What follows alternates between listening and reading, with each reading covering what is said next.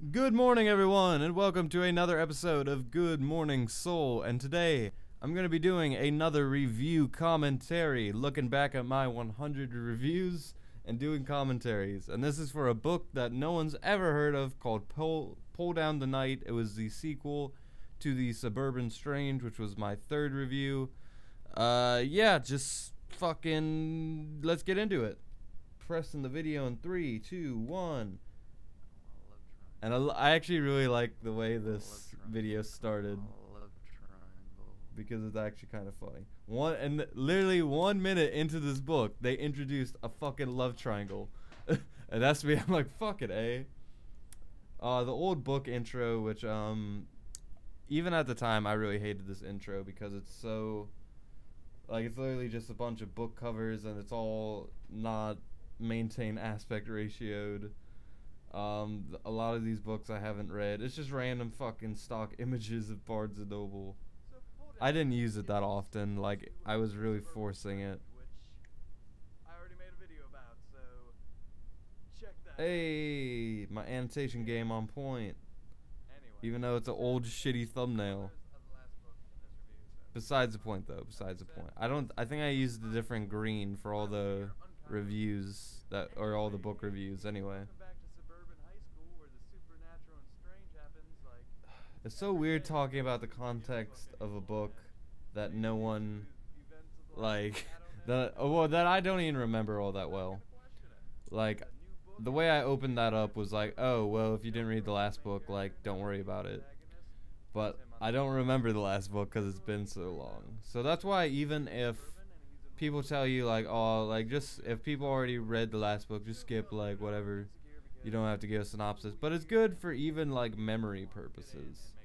People might watch a review for something they watched 2 years ago and they want a refresher. And people who have read it usually enjoy the analysis of someone else's synopsis. So don't ever be afraid, no matter what it is, to give a synopsis for your review. If you're doing an analysis, it's kind of different, but yeah.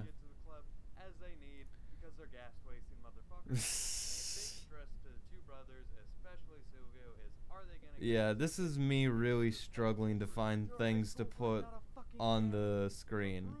This is back when I really was forcing myself to put 10 hours plus of editing into the video when it didn't really need that. A lot of those images were really unnecessary and pulled just from fucking Google Images, which I hate. For a book, it's really hard to get fun images or just things to show on screen. If I'm talking about the plot, it's kind of hard to find a suitable thing within the book to show on the screen because Google Images isn't gonna have that because the only thing available is fan art or even official art sometimes really doesn't look like what I'm talking about. I'll talk about a character in Percy Jackson and I have to put up I'll be talking about, oh, Nico, he's this cool young, before I even get into that, I literally had to make this fucking love triangle, and this took an hour and a half plus worth of just to describe this love triangle and putting all these. I could probably do it a lot faster now, but back then this was a fucking nightmare. And this is a real love triangle in this book. Meanwhile, we got boys A, B, D, E, F, and G over here, and they kind of want. Yep, this was a real plot line. There was a bunch of random dudes who were gay and into girls too, and they just wanted to fuck everyone. And in a weird YA book that is not that much to do. It was just a weird, this guy obviously who wrote this, was really into doing, high school love gone all over the place or something. It was interesting. But, in this book, they introduced a new main character, which I thought was it was a lot better of a choice. And it also like separates it from a lot of the other teen romance featuring a female character books out there. But maybe the first book sold more because it had that. Who knows? And that's why I kindly give Pull Down the Night the same rating I gave its sister, which is a 3 out of 5. With all that being said, please stick around. I love the Photoshop version of the main character from the first book just put on the second book. Hey, another cool outro. The only difference being all those shitty old thumbnails. But yeah, that was my review for Pull Down the Night, the spoiler section. I don't know when I stopped doing that, but hopefully it's soon. I don't know how many I did that for, but, you know, they're not bad to watch. It's just doing commentaries about them is kind of redundant. But I'm here to put in this work, talking about Pull Down the Night. So I don't expect anyone to have read this. I assume if you're watching this, you really just are a diehard. Or maybe there's someone out there who like really watched all my reviews. Maybe there's one person who watched all my reviews and is watching all the commentaries. If you exist, I fucking applaud you. Like, I don't even want to, like, this book, like, this is the only problem with like books like these, or just obscure stories in general.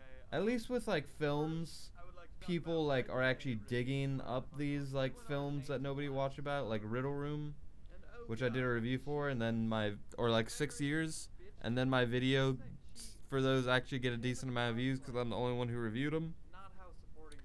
But no one is fucking looking at these books that no one's ever read.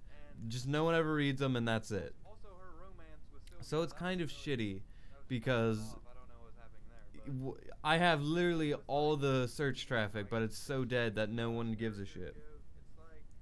Not saying that this has any views.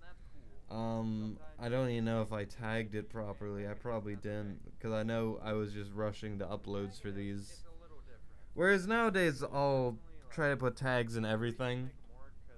Even these, which I know like are not searchable at all. But, you know, I can at least try to get it suggested through a couple videos. But even to get suggested, you need to make thousands of views, which, fuck YouTube. I can't remember how many stories, Spirited Away, series of unfortunate events, where all the characters were just fucking mean. Yeah. But you learn something from those characters. I do remember in this book, there's just a lot of mean characters. She was kind of a bitch. Also, shout out to Marco's speech at the end. That was great. Like, I specifically remember this speech. When something along the lines of like, You know, I've dumped out all of the information in my head about this book. you kind of give different personalities to yourself, and like you kind of find yourself somewhere in there. And like I went through that myself, and like I had like identity issues, and I really resonated with that. This is something that is true about me, where I was like, I was in multiple classes in high school, and I'd literally just be a loud, obnoxious person in one class, and then be like a weirdo who doesn't talk to anybody in the next class. And that was a very disorienting thing to do, going from class to class. And like I was really developing like who the fuck not personality disorder. What did I just say literally in the review? A lack of identity issues. Like where I was like, how do I act at home? How do I like respond to like the people I love? Like who is the real me? Because it's like on an hourly basis I'm just switching masks. And I was like, I don't even know who I am at the end of the day. Like, I don't know which of these is the real me. And I feel like I've always kind of done that with everyone. But I've like slowly realized that everyone does that. Everyone puts on a mask in front of their boss, in front of this person they're meeting, in front of whoever. And that's just kind of how humans work. But at the time it was really kind of fucking with me. Like I was like really getting stressed out about it. Look at my hair. I look like a fucking Super Saiyan. My hair can't even do that anymore. I don't even know how I got it to do that, because my hair does not spike like that. Like I have a colic, but that is like, My hair is very like, something 100 years I don't know. It ago, doesn't do that. might affect Did I put something in my hair? like because they'll address something. It's like, oh, that's. Oh yeah, It's no. like, oh, But yeah, this book was great goddamn for story. a high schooler. Cover It is the meant for book. high schoolers. God damn it, Nathan. You know, which young adult books a lot of the time is like hoping for a bigger market than just young adults because they know it's that popular of a genre. Maybe someone is. The YA section is pretty popular. I see a lot of middle-aged women in there. Oh, I love that face. I made a whole meme video about that face. Is that video gone? Is that still on my Google Drive? Because I know I had to take it off of YouTube. It was on this channel back when it was just Soul Show 2. We can move on to other book projects now. I'm very excited. I will see you guys in the next review. Have a wonderful day. Please subscribe. And with that, I leave you. I leave you. I love the fact that I've said that literally in my old reviews and all of these fucking podcasts. Like that's like the one phrase that like I fucking might as well trademark. But yeah, that was my review for Pulled Out in the Night. I hope you guys got some out of it. There's not that many obscure books in here, so if you're worried about that, like, don't worry. But anyway, thank you guys for watching as always. I'll see you tomorrow with another episode of Good Morning Soul, and with that, I leave you.